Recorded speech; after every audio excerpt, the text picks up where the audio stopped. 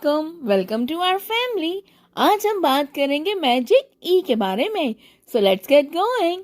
जब ई किसी लफ्ज के आखिर में वाउल के बाद आए और इनके दरमियान में एक से ज्यादा लेटर ना हो तो अपने से पहले आने वाले वाउल की आवाज को लॉन्ग वाउल में तब्दील कर देता है, या कह सकते हैं कि अपने से पहले आने वाले वाउल से कहता है कि वो अपना नाम ले, ना कि आवाज, और खुद ई चुपचाप खामोशी से इस लफ्ज के आखिर में खड़ा हो जाता है।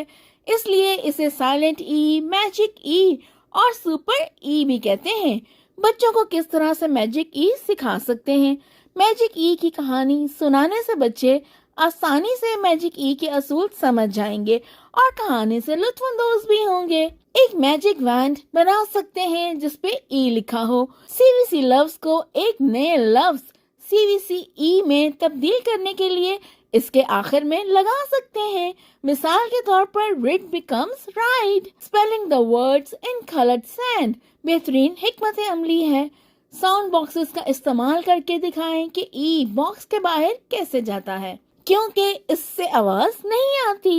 हर फोनिक को रिप्रेजेंट करने के लिए स्मॉल मैनिपुलेटिव्स का इस्तेमाल कर सकते हैं।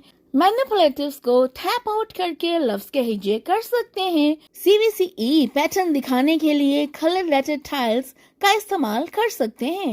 मैजिक ई के असूल सीखने से लॉन्ग वॉल की आवाज के साथ साथ साइलेंट ई भी वाज़ेह तौर पर समझ आ जाता है।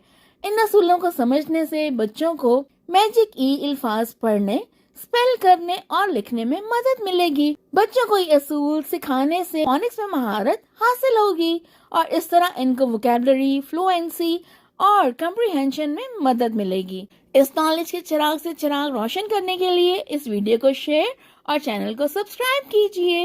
Happy learning. Thank you.